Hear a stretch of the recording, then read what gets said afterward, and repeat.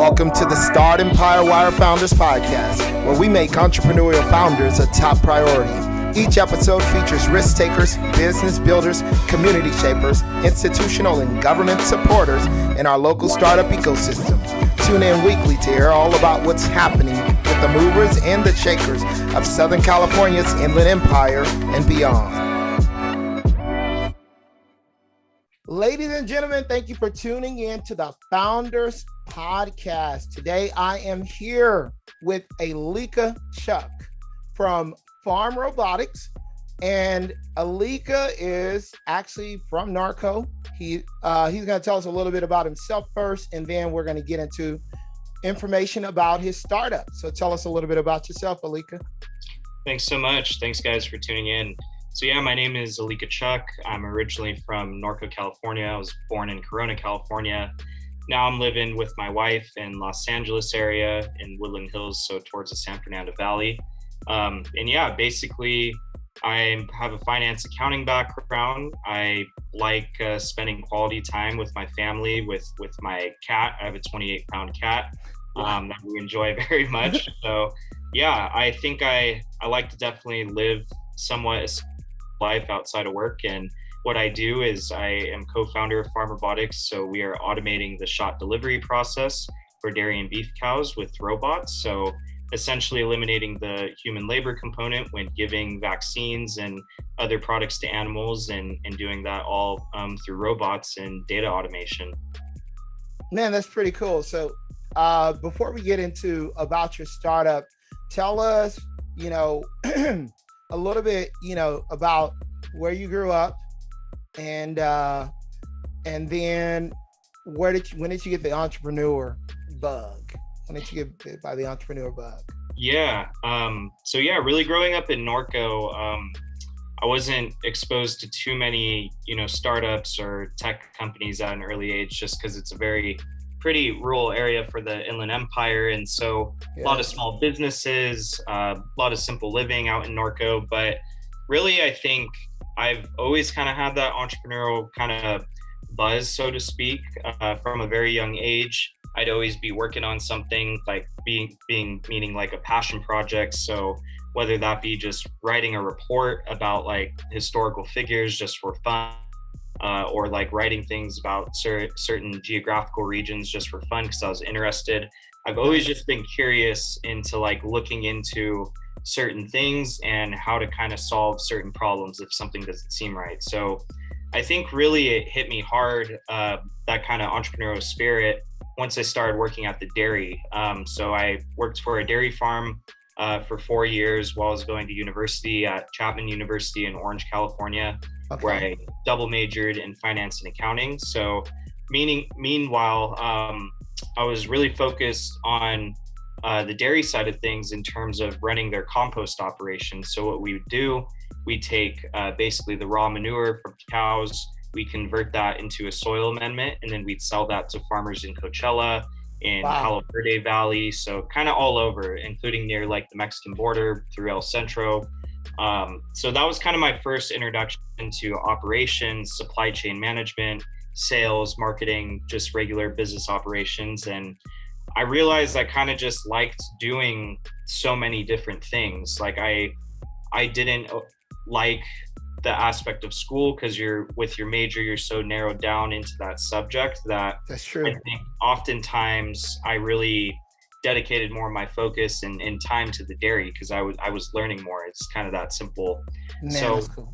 About halfway through working at the dairy, running the compost business and growing that basically from 2 facilities where we'd make compost to 8 facilities that we'd produce and truck out compost on a daily basis, basically 6 trucks a day going back and forth. My partner now, Marinus, at the time, he was the dairy manager, he was my boss, and really thought that, I was a hard worker. I did my diligence. I was going to school at the same time. And really, he could have picked any person at that time to start this with, but I was kind of the right person in the right place at the right time. So that was back in 2017. And he brought up the idea because he really had a lot of issues going on with these shots not being given on time. not recorded on time, or the wrong product is given to the right cow, and then later on paper it's backwards basically. So a lot of discrepancies, and I mean, it's a hard job. A lot of these employees are working basically minimum wage 6 days a week, and it's a Wow. tough and grueling job, especially out in the Inland Empire. It gets really hot. Yes.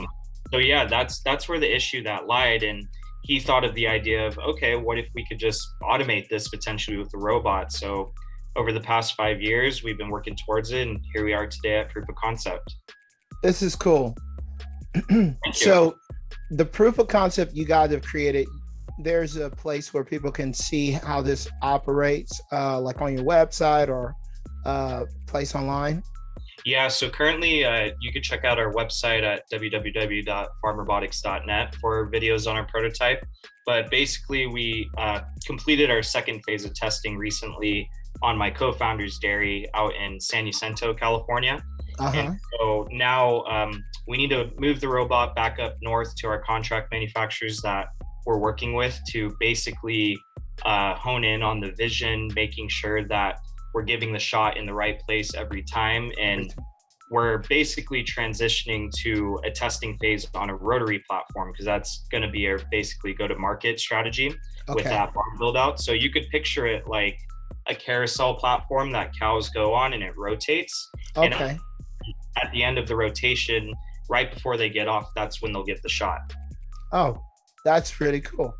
So tell us about how, so you did already cover how Pharm Robotics, started up. And you went over, you were working at the actual dairy. There's something to be said about, working with cows, right? Yeah. I grew up on a farm, and we had, like 14 head of cattle. There's not a lot, but we worked with cows. Not dairy cows either, but just being around such massive animals, that's pretty cool, huh? And you need to learn how they behave, how to set them up for success in terms of making sure living conditions are optimal for them. So it's been really interesting learning how like animal behavior is and how to better treat animals through this process. So it's been pretty enlightening too, working through that. I would argue being a dairyman is probably one of the hardest business models in the modern day business world. There's just, each dairy is almost like their own entrepreneur. Like every dairy is slightly different. The build out's not the same. Every farmer prefers their certain equipment or certain fans or cooling. So it's been that too. It's naturally entrepreneurial.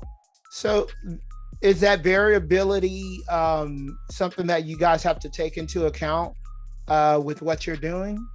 Or is that not much of an issue?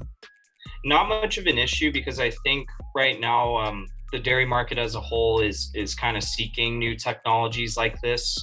There are robotic milkers that exist in the market, as well as robots that clean the udders after the rotary parlor. So those do exist, but no one's doing what we are in our space, and the market's definitely ready. We have 57 letters of intent from dairy farmers that are interested in purchasing. So it's really, we just got to finish proving it out, and hopefully go to market goes well. And nobody else is doing what you guys are doing?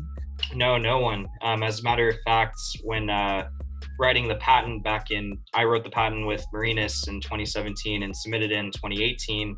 There was no really prior art to judge what we were doing. And so, we waited a couple years. We didn't really even think we were going to get it. And the end of 2020, we heard back from the patent office and we got our patent issued. So that was pretty cool. Okay. So so you guys first started building the robots what year? Really in the last year. So in the last year. Okay. The previous 4 years was really built around infrastructure of the business, bringing on the right partners, and trying to raise money to get to this point. Bringing on the right partners, and infrastructure. That's all important to get the right people on the bus. Absolutely. So give us a little bit about, that journey and what growing pains you guys experienced during that time, maybe some challenges. I'd be happy to share. Really, I think The number one growing pain and kind of not issue, but just a challenge we for sure have had to go through, having a small team where we all still have day jobs at the end of the day. Like I'm also a senior financial analyst with CBRE, and Yeah. my co-founder is also involved in another company in the ag tech space on the sales side. So we only have so many hours in the day, and you need to Oh, sleep yeah. at some point. So I think over the past 5 years, it's been pretty grueling because we've had to just wear so many hats just to make it work. But I'm grateful we've gotten to this point. We're going to be building our team here in the next couple months. So bringing on a couple new people. So I'm excited to see what happens.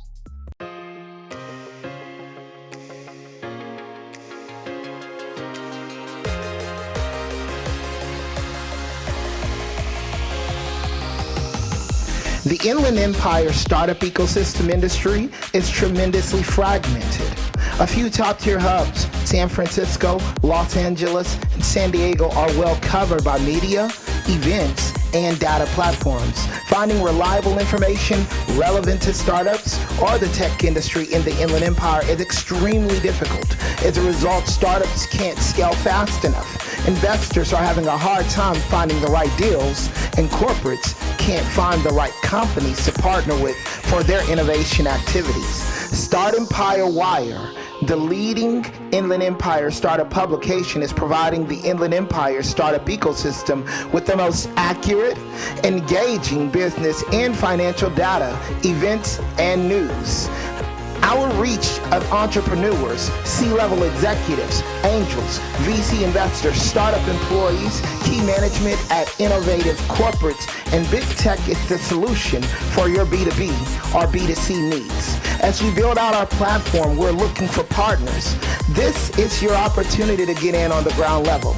If you're looking to align yourself with the local and growing startup and tech ecosystem of the Inland Empire, we have created the platform to get your name noticed and the opportunity for you to grow the recognition of your brand. Contact us today for availability and pricing options. We look forward to our partnership with you.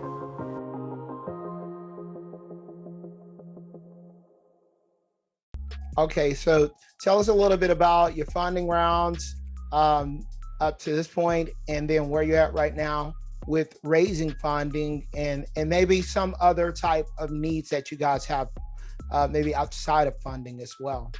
Yeah, so I think in terms of our funding journey, when we started, we accepted a small investment from a dairy equipment company based out in Chino, California.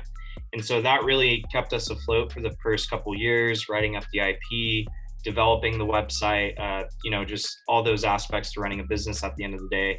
And a couple years later, we accepted a OEM pricing partnership with Siemens. So what that entails is basically they invested some money towards our prototype through our contract manufacturer. And so essentially moving forward, we'll be buying certain components from Siemens for our technology, like RFIDs, PLCs, weight scale systems.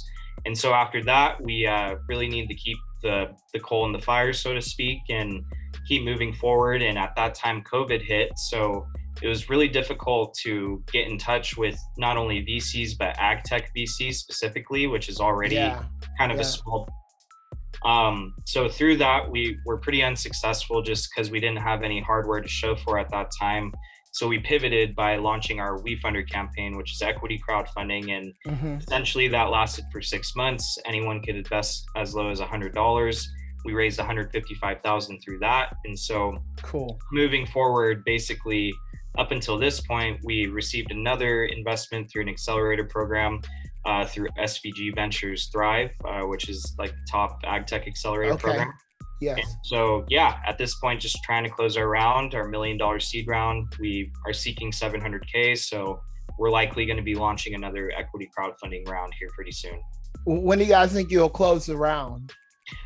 For sure by November is by November targeting. Yep. Okay, cool. Yep. Well, maybe, if you guys, once you close it and you make an announcement, make sure you let us know. Yeah, we'll do. Yeah, so I think in terms of needs and potentially areas that we could need help in, really it comes down to distribution and manufacturing too. I think right now our team is working to start building these machines in-house. So we're definitely on the search for top quality engineers to check out our project and see how we could reduce costs without reducing quality. So Okay. that's kind of what we're going through now, just seeking more partnerships in the distribution and manufacturing realm. Okay. Okay. And so let's see. All right. So you really have covered a lot. You've given us a lot of details. I love it, man. Just like I don't even have to dig for this. But give us some. So outside of that, what are your two immediate short-term goals right now? Two immediate short-term goals is have a working prototype on a rotary in the next 2 months. Next And month. then B, 2 months after that, start giving actual shots on the rotary. On the rotary. And that would be up in Northern California. Where are you guys going to be at? Yeah, we're still determining the location at the moment for a testing site, but likely it'll be Central Valley area, like Tulare or Visalia area. So that's what we're looking at the moment.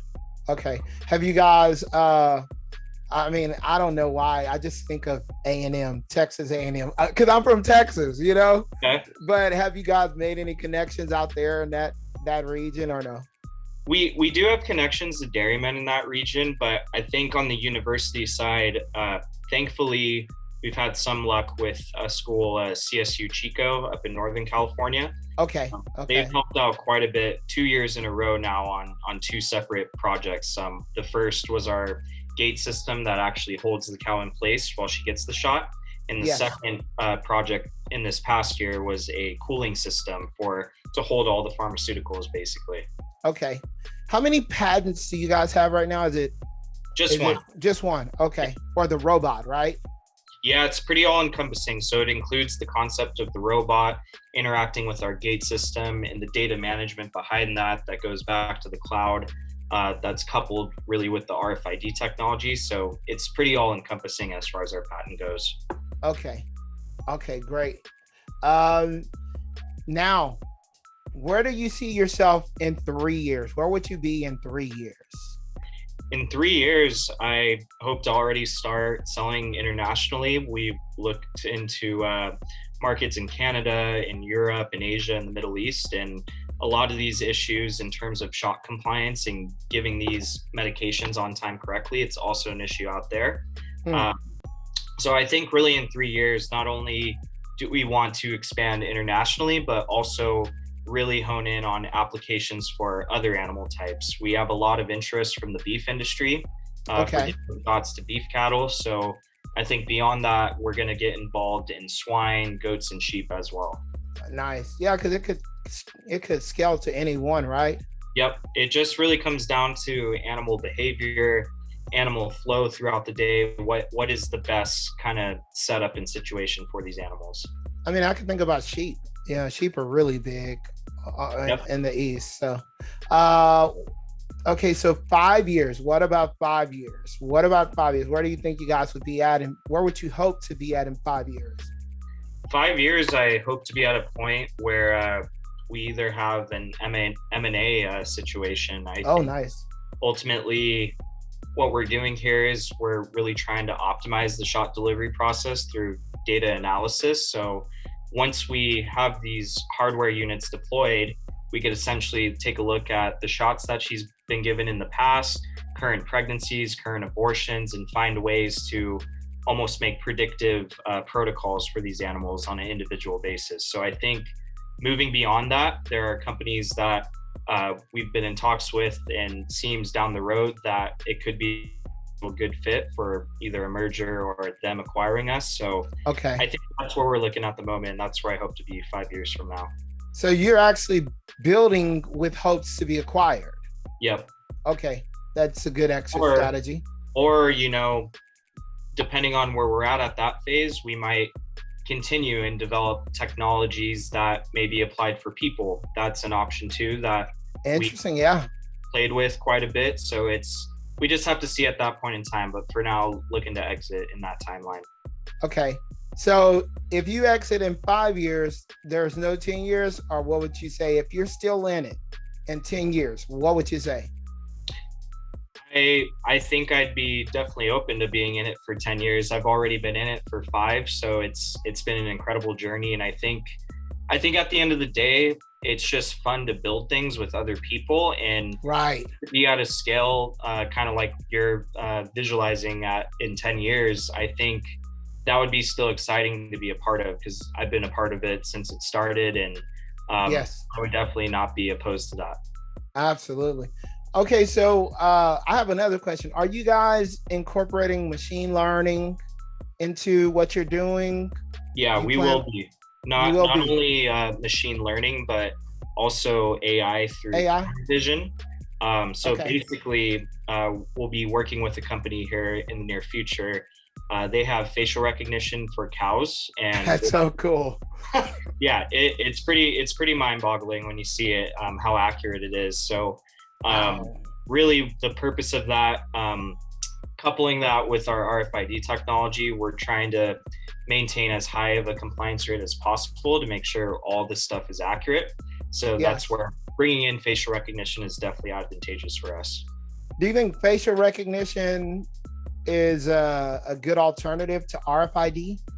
Yeah, that's a good point. Eventually, it'll get to a point where we'll no longer need the RFIDs, because essentially these cows will be scanned prior to ever being given vaccines or any products. So for the first 40 days, 45 days, she'll be going through our gate system, just being scanned and identified, not receiving the shot yet. And then when she's ready for her protocol, hopefully the machine learning and AI will be capable to not rely on RFIDs at that point and just the facial recognition. That's cool. I geek out on this type of stuff too. I mean, it could be scary when it's applied to humans, but I mean, for cattle, I mean, like, I could imagine how beneficial it would be. I think it's all responsibility at the end of the day of who's building these products, and accountability, right? Responsibility, accountability, and then what type of ethics does the people do they have? Yeah. Yeah, that's really good. So, all right, I love this. We got through the whole interview, and that was relatively a short interview. But can you tell us where people can find you on the internet, off the internet? When can they watch for your next equity crowdfunding campaign coming out? Yeah. What is that about too? Tell us about the equity crowdfunding campaign that made. Yeah, definitely. So you can find us either on our website at pharmrobotics.net. Spell it out too, because it's a unique spelling. Yes. So Pharm Robotics with a PHARM. Yes. So basically, we're on Instagram too, along with YouTube. Pharm Robotics is our name on there. We're also on LinkedIn. We post actively on there. That's one of our biggest channels. So equity crowdfunding, that was quite the experience. It was my first time leading around and raising money through that means. So essentially it allows kind of that barrier to be broken for high net worth individuals versus non-high net worth individuals to invest in private companies. So for as little as $100, anyone could invest in our company. So that's they become an early owner, right? Yeah, correct. So you have the option, from our perspective, to choose whatever investment contract you do. And then after that, investors subscribe. And once you close your subscription, you have the funds that you raised to move on to proof of concept. So without that, we wouldn't have been here today. And for anyone that is curious about equity crowdfunding, feel free to email me at alika@pharmrobotics.net. Because it's a challenging journey, but without things like equity crowdfunding, startups like mine would die. For so sure. True. No. We've had 3 other startups in the Inland Empire. They did equity crowdfunding rounds, and it's a lot of investors. The thing is, we need more investors in this region. And I know, you're originally from Norco. You guys are in LA now, but we still consider you part of the family, the Inland Empire family.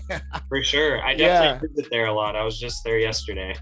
That's awesome. Yeah. So thank you so much for coming on to the Founders Podcast. This interview is not going to be airing immediately, but in a few weeks. Okay. And we hope to have you back on in the future for a part 2. Yeah, no, would love that. Thank you. Once you guys close your round. Yeah, yep, absolutely.